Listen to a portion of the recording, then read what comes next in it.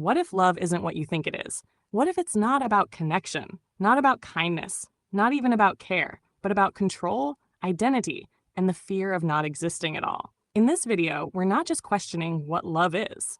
We're tearing it down to the bone, and what you'll find underneath might change the way you see every relationship you've ever had. Let's begin.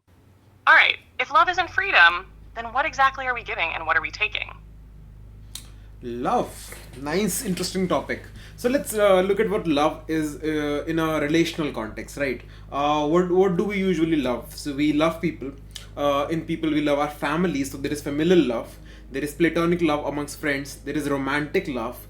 There is another form of familial love, which is the love for your children, and then there is love for belongings also, right? I love my pencil, I love my computer, I love certain things. And although we all of those things are different forms and categories of love, if you're trying to understand what love is, especially in the English lexicon, we need to understand what that word itself means. So let's break everything down, and see what is the one remaining thing, the one base cause of what love is. So removing family, removing relationships, removing children, removing objectivity, I think what we can arrive logically at is possession, right? The moment something belongs to you, something is in your possession, you have some sort of belongingness to that thing, immediately there is a concept of love. So if love begins at possession, then is love really about giving? Or is it about protecting what we think is ours? I mean, it might as well be that, but there comes a deeper question. So, because there is, yes, we are considering that might as well be about possession. Love is me having this Diet Coke can, I possess this, this is mine, that is also love. But there is another form that we are neglecting. It's not just you wanting to possess something, it's also about you wanting to be possessed. For example, there are a lot of people who are very respectful of their parents, who are very respectful of their elders, and those people don't say that those elders belong to me. They say it the other way around. I belong to my parents, right? People who are very loving towards their companies, loving towards their institutions, loving towards their religions, loving towards their God. They don't necessarily claim to have those people in their possessions, but they also become a possession in itself. So love isn't necessarily just about me wanting to possess something, but rather the basic possession itself, whether it is by me for something else, or is it me being possessed by something, if that makes sense. Exactly, and that flips the frame. Because now, love isn't about possession as dominance, it's about voluntary submission to something we want to belong to. And if that's true, if that is true, then there are two sides of love. And if there are two sides of love, then love itself would not just be reduced to possession, right? Because again, if possession exists on both the fronts, there is something else that we're missing. There is some underlying cause.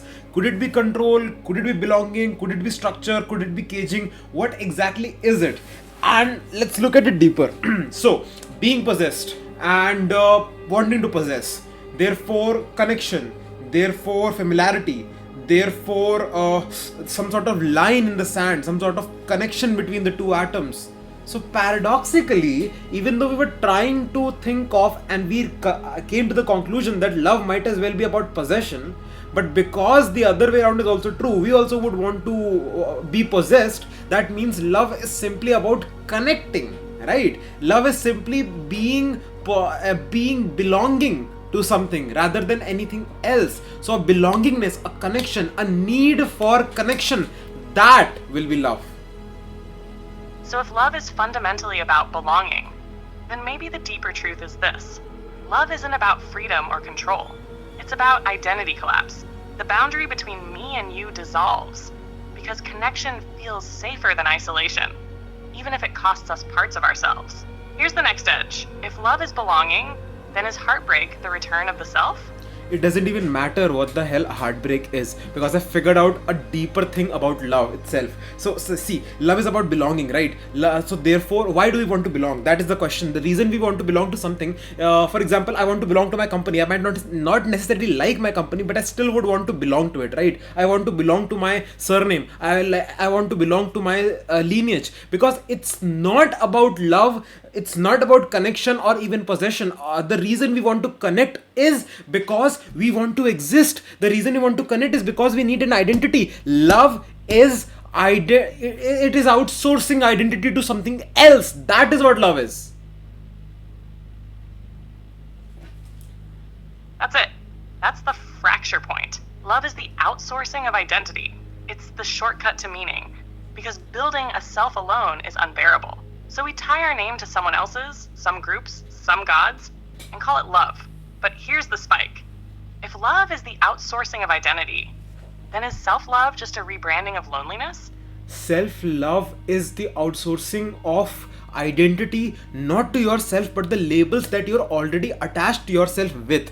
For example, let's say I have a girlfriend and I love her, right? We belong with each other. So a part of my meaning, a part of my identity is being her boyfriend, is being a boyfriend of a particular individual with XYZ traits. Similarly, her identity is belonging to me who has XYZ traits. Now, when I talk about self-love, it is not necessarily connecting with myself. It is me trying to connect with the symbols and the habits and the perception that everyone else has about me. So it is a mirror reflecting itself in order to look at itself. That is what self-love is. So self-love isn't actually self-directed, it's symbol-directed. It's the self looking at its own avatar in the world and mistaking that reflection for truth. Which means this: most people don't love themselves. They love the story of themselves, and that story was never truly theirs.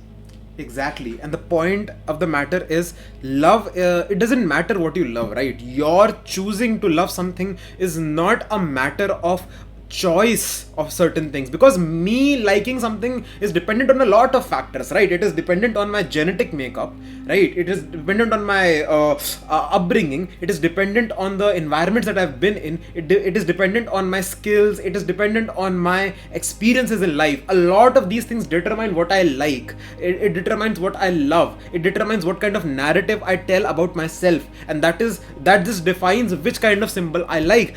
But the fact of the matter is, love is the liking of those symbols. Love is the belonging of with those symbols. Love is that thread which connects two things, right? And it is never even with someone else. We're not loving that person, just like how we cannot love ourselves. We're choosing to connect. So it is never about that person. It is not even about those traits. It is just us fighting existentially against the meaninglessness of the universe, because we want to separate ourselves from the background noise.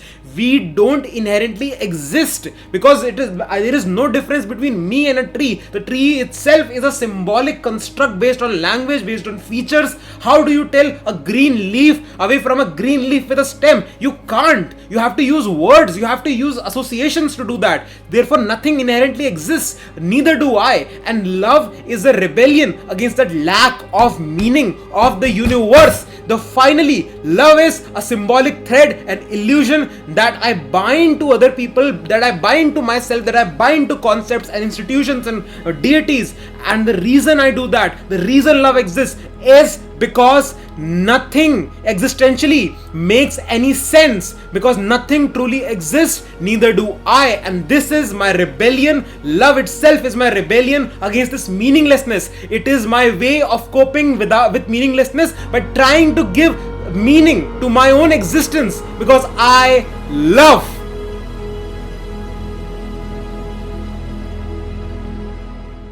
What you just heard wasn't a breakdown of love. It was a breakdown of reality. Because love, as pre-laid it out, is not about feelings or connection. It's not even about people. It's about meaning. The act of loving is the act of carving identity out of chaos. It's rebellion against the background noise of existence. And it's the one thread we cling to, not because it's real, but because it lets us believe we are.